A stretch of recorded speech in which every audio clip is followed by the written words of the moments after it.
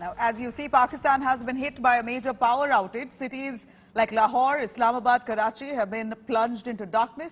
Cash-strapped Pakistan's economy is now continuously sinking deeper into the quagmire, and country of 23 crore people right now living its worst nightmare.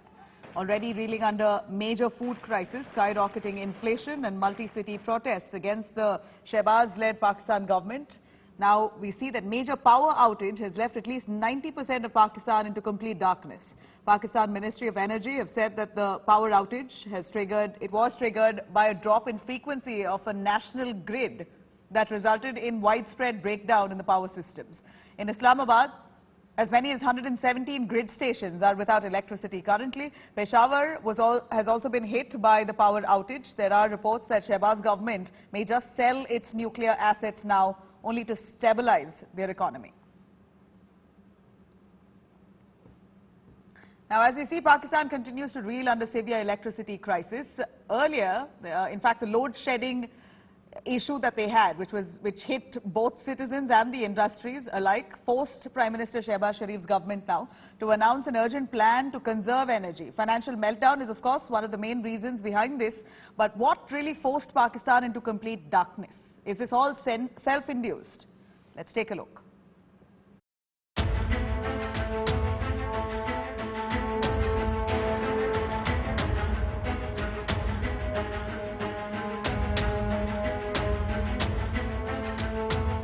A historically bad year behind it.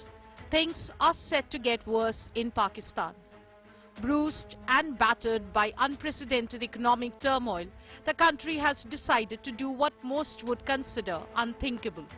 It has flipped the switch on the country's electricity use.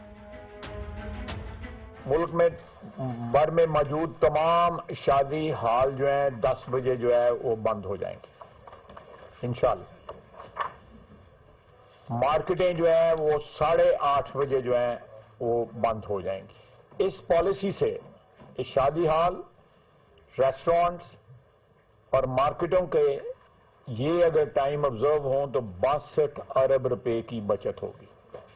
62 अरब रुपए की बचत होगी।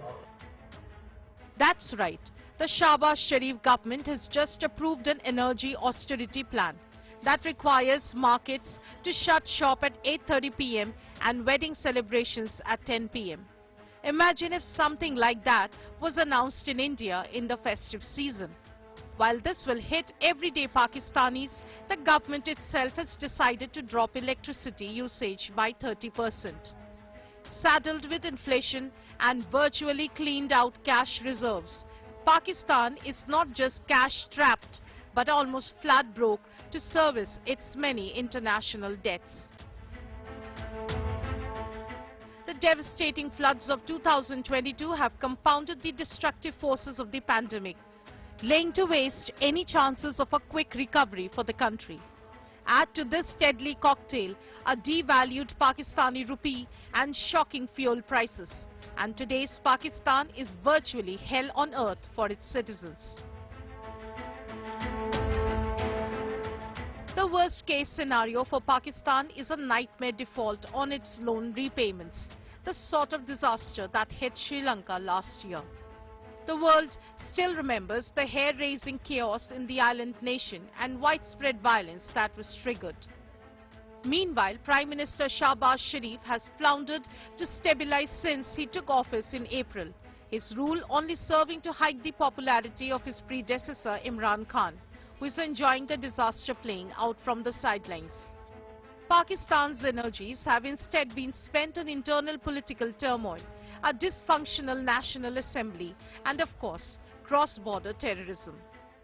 A nation with a corrupt elite, a broken political system, and the total control of an army that hasn't wrapped its head around this latest catastrophe means Pakistan is a long way from stability and recovery. Bureau Report, India Today.